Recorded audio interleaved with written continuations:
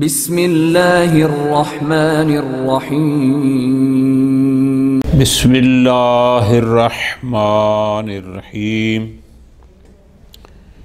النعت السببی لہو حالتان۔ گزشتہ دروس میں گزارش کی تھی کہ نعت کی دو قسمیں تھیں، نعت حقیقی اور نعت سببی۔ کل کے درس میں ہم نے یہ پڑھا کہ آیا نعت اور منعوت کے درمیان، صفت اور موصوف کے درمیان جب صفت حقیقی ہو، آیا مطابقت واجب ہے نہیں ہے۔ تفصیل سے گزارش کی کہاں کہاں مطابقت واجب ہے، کہاں مطابقت اولا ہے، کہاں پر جائز ہے، کس کس چیز میں مطابقت ہونی چاہیے، وہ ساری بات جو کل کے درس میں نعت حقیقی سے متعلق بحمداللہ گزری۔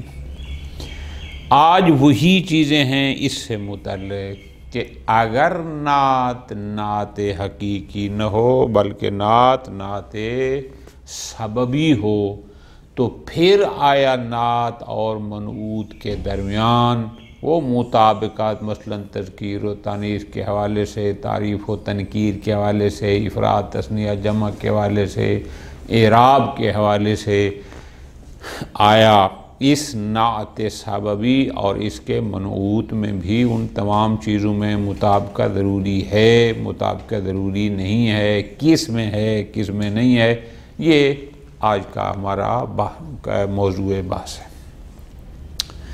بالکل آسان سی بات ہے، تھوڑی سی توجہ فرما لیں تو کوئی مشکل نہیں۔ فرماتے ہیں نعت سببی دو طرح سے استعمال ہوتی ہے، یا یہ نعت سببی اپنے بعد کسی اسم ظاہر کو رفع دے رہی ہوگی، یا کسی ایسے اسم ظاہر کو کہ جس کے ساتھ ضمیر ہوگی، جو کہ ضمیر پلٹ رہی ہوگی اس منعوت کی طرف، یا اس طرح استعمال ہوگی، یا نعت سببی رافع ہوگی ضمیر مستتر کے لیے۔ تو نعت سببی اور منعوت کے درمیان مطابقت کا فیصلہ تب کریں گے کہ پہلے یہ دیکھیں گے کہ یہ نعت سببی اپنے بعد کسی ضمیر مستتر کو رفع دے رہی ہے، اور جیسے ہم نے پیچھے نعت حقیقی میں کہا تھا کہ وہ رافع ہوتی ہے ضمیر مستتر کی، یا نہ کسی اسم ظاہر کو دے رہی ہے، یا ضمیر بارز کو کہ وہ ضمیر مستتر نہیں بلکہ بارز ہے کہ جو اس منعوت کی طرف جا رہی ہے۔ تو پس اس نعت سببی کے عمل کو دیکھ کر پھر ہم فیصلہ کریں گے کہ آیا اس نعت سببی اور اس کے منعوت کے درمیان مطابقت لازم ہے نہیں ہے، کہاں لازم ہے کہاں لازم نہیں ہے۔ اس کو آپ لکھ لیں، آسان، باقی ساری پورا صفحہ مثالیں ہیں۔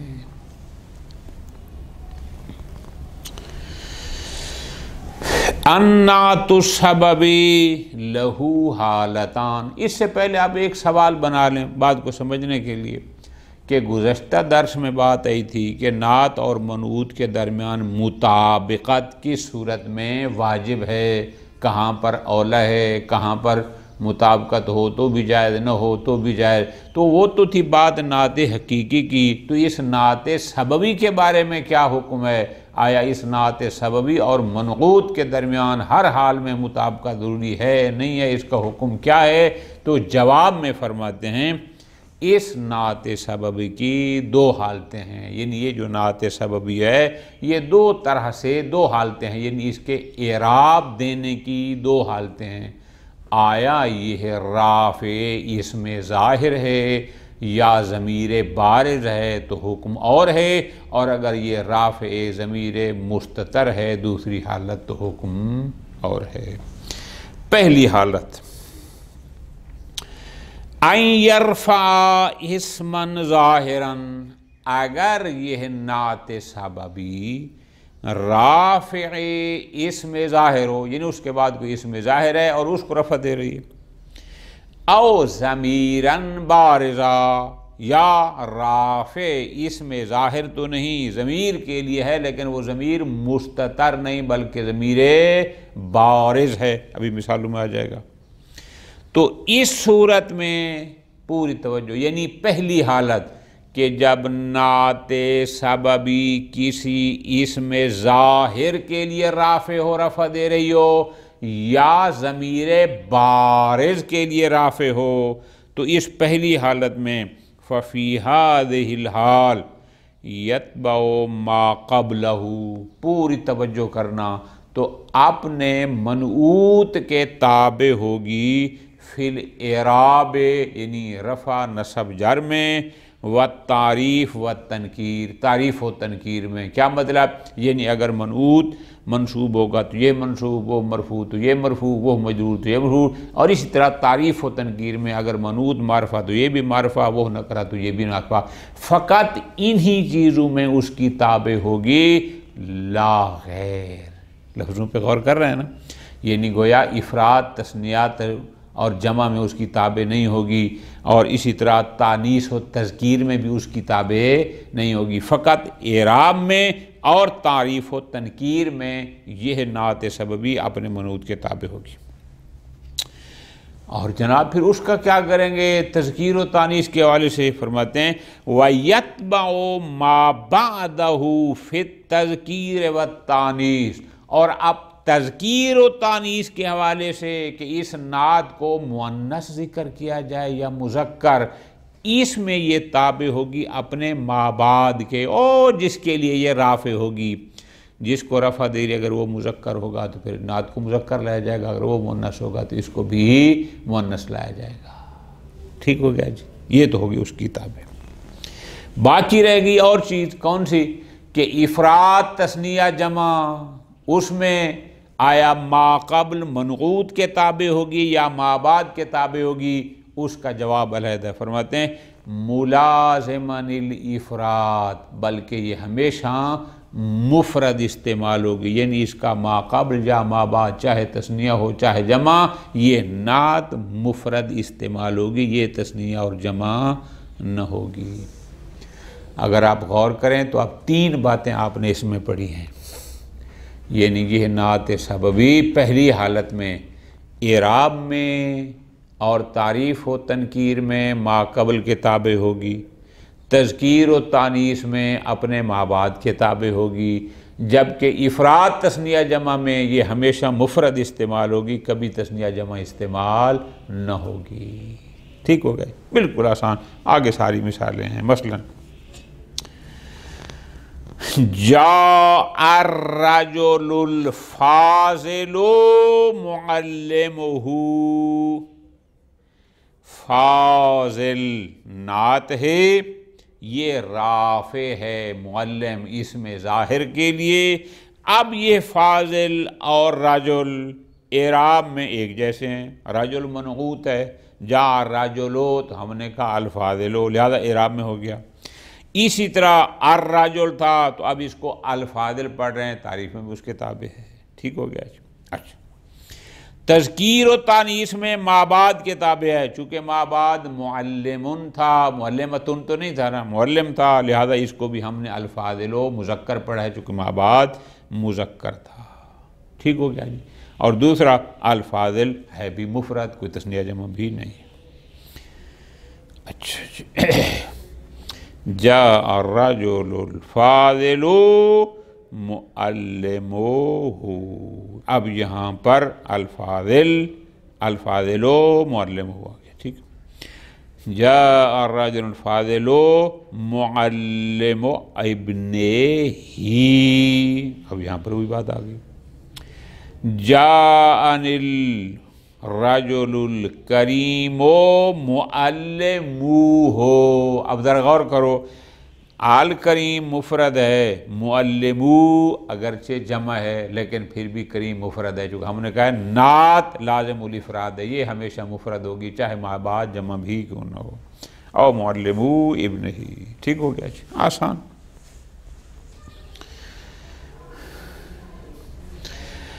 جاء غلام و رجلین ضاربہ ہما. اب دیکھو ضارب نعت ہے، غلام و رجلین وہ غلام منعوت ہے. ٹھیک ہو گیا جی. اچھا غلام و ضاربہ ہم نے پڑھا ہے، لہذا اعراب میں اس کے مطابق ہو گیا. اچھا وہ نکرہ تھا تو ضارب بھی نکرہ آ گیا. لیکن ضاربہ ہما، اگرچہ ہما تثنیہ ہے لیکن ضارب پھر بھی مفرد استعمال ہوا. ٹھیک ہو گیا جی. خوب. اور ہما چونکہ مذکر کیا ہے تو ضارب بھی مذکر ہے. ختم ہوگی بات. رأیت زیداً والرجلین الضاربہما ہوا. چونکہ زیداً اور رجلین دیکھو نا جی، وہ چونکہ معرفت ہے، الضارب ہم نے معرفہ استعمال کیا، لیکن الضارب اور ہوا بعد میں ضمیر بارز تھی، یہ اس کے لیے رافع ہے، لہذا ہم نے اس کو مفرد استعمال کیا، الضارب کہا ہے. ٹھیک ہے جی. الضاربان یا الضاربو استعمال نہیں کیا. خوب. الا اذا کانا جمعا مکسرا، ہاں اگر نعت ایک ایسے اسم ظاہر کو رفع دے رہی ہے کہ وہ اسم ظاہر جمع مکسر ہو، تو پھر فَيَجُوزُ جَمْعُهُ، نعت کو بھی جمع ذکر کرنا جائز ہے. بڑا آسان. جاءنِ الرَّجُلُ الْفُضَلَاءُ آبَاؤُهُ، آبا چونکہ جو مکسر ہے یہ بھی جائز ہے. جاءنِ الرَّجُلُ الْفَاضِلُ آبَاؤُهُ کہیں تو بھی جائز. یعنی اس الفضلاء کو آپ جمع بھی پڑھ سکتے ہیں اور مفرد فاضل پڑھ سکتے ہیں. کیوں؟ چونکہ آبا جمع مکسر. یہ ہو گئی اس کی پہلی حالت، بالکل آسان.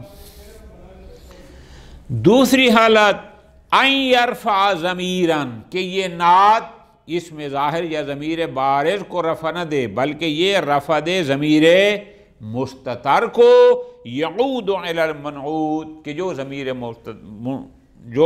مستتر پلٹ رہی ہو اس کے منعوت کی طرف. وفی هذا الحال یجری مجری النعت الحقیقی، تو اس صورت میں یہ قائم مقام ہوگی نعت حقیقی کے. یعنی جہاں جہاں لفظوں پہ غور کہ اگر نعت سببی ضمیر مستتر کو رفع دے رہی ہو اور جیسے نعت حقیقی دیتی تھی، تو ایسی صورت میں یہ نعت سببی بھی قائم مقام ہوگی نعت حقیقی کے. جو احکام نعت حقیقی دے، کہاں ان پر مطابقت واجب تھی، کس کس چیز میں مطابقت واجب تھی، وہ سارے احکام اس میں بھی یہی ہوں گے. پھر کوئی فرق حقیقی اور سببی میں باقی نہ رہے گا. بالکل آسان. رأیت الفتاة الکریمۃ النسب، اب دیکھو الفتاة معرفہ، الکریمہ معرفہ، الفتاة منصوب، الکریمہ بھی. تو چونکہ الکریمہ میں ہیا کی ضمیر ہے، الکریمہ اس ہیا ضمیر مستتر کو رفع دے رہی ہے جو الفتاة، لہذا ساری چیزوں میں الفتاة کے مطابق ہے. رأیت فتاة کریمۃ نسبا، چونکہ وہاں پر فتاة نکرہ تھا تو صفت بھی نعت بھی نکرہ آ گئی الی آخری باقی چیزوں. رأیت رجلین کریمی لب، رجلین چونکہ تثنیہ تھا آگے بھی کریمین آ گیا، نون اضافت کی وجہ سے گر گئی. ٹوٹل مطابقت. رأیت رجلین کریمین ابن. رأیت رجالن جمع تھا تو نعت بھی جمع، حسان الوجہ، حسان الوجہ یعنی خوبصورت چہرے والے، یہ بھی جمع آ گیا. رأیت رجالا حسانا وجہا، حسان الوجہ یہ معرفہ کی مثال جائے گی، حسانا وجہہ یہ آ جائے گی اس کی وجہن نکرہ کی مثال. ٹھیک ہو گیا جی. ختم.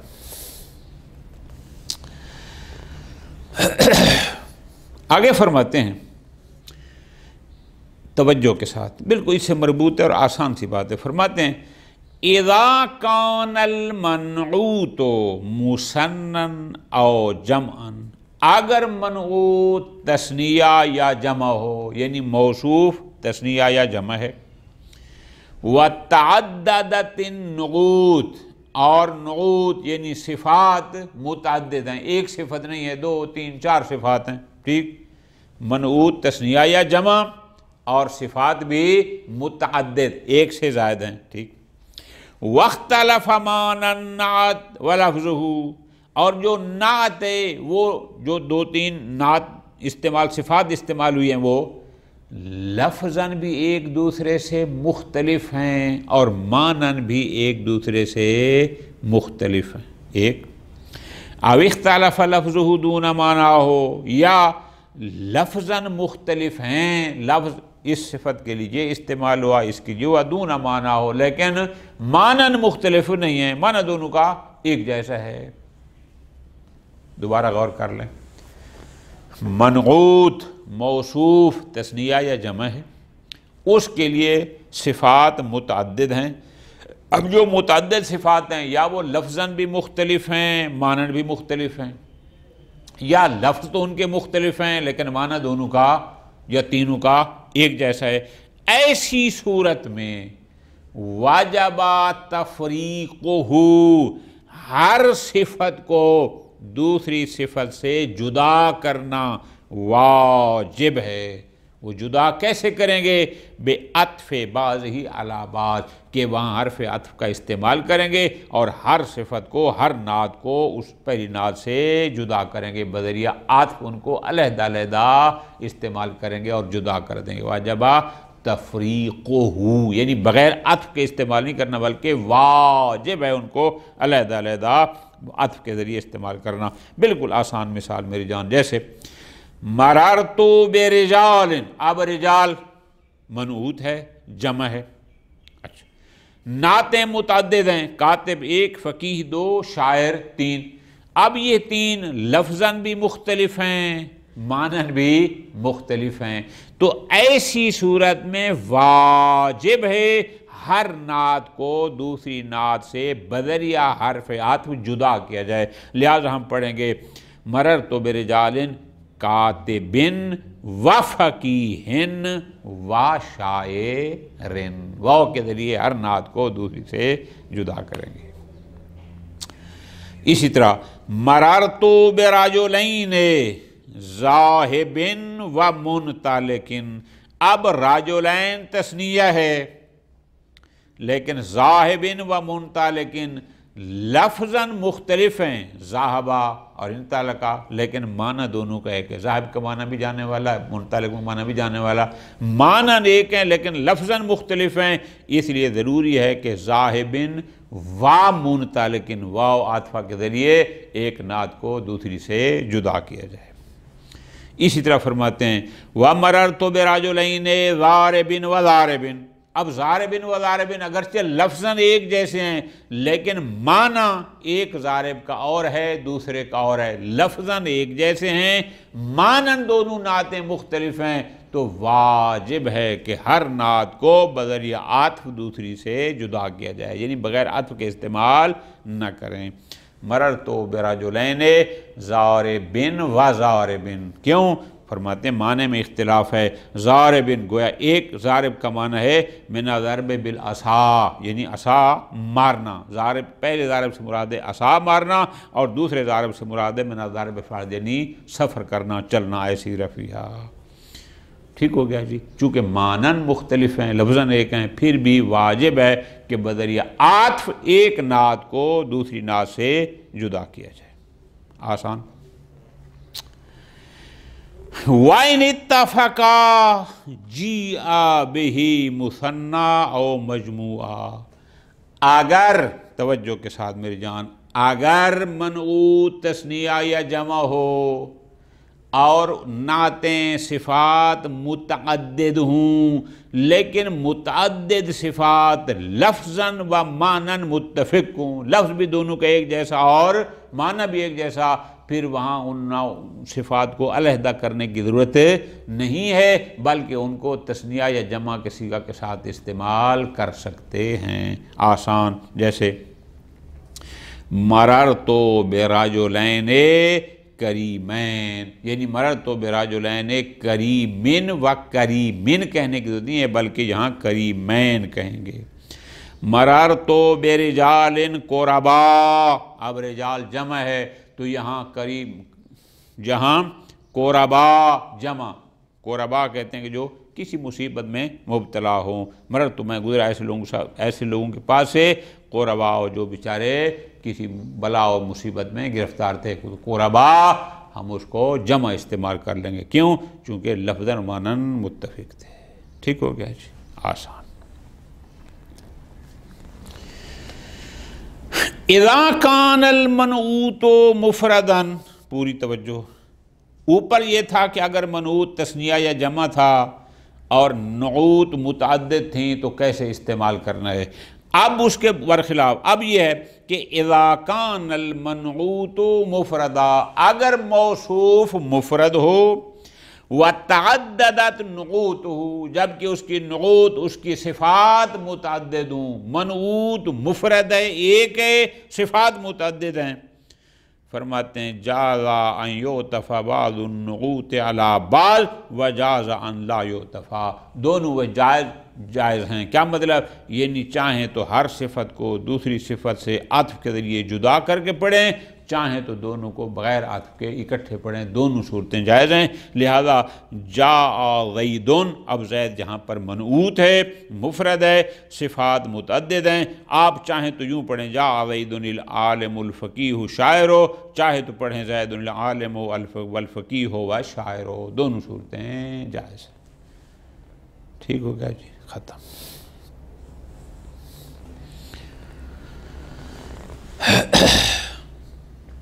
یہ ایک چھوٹا سا فائدہ ہے، یہ اوپر ہم نے پڑھا ہے کہ اگر منعوت تثنیہ جمع ہو اور نعوت متعدد ہوں تو وہاں پر واجب ہے نعوت کو، اگر وہ لفظاً معنی مختلف ہوں تو ہر نعت کو دوسری سے بذریعہ عطف جدا کرنا، یہ ہم نے اوپر پڑھا ہے۔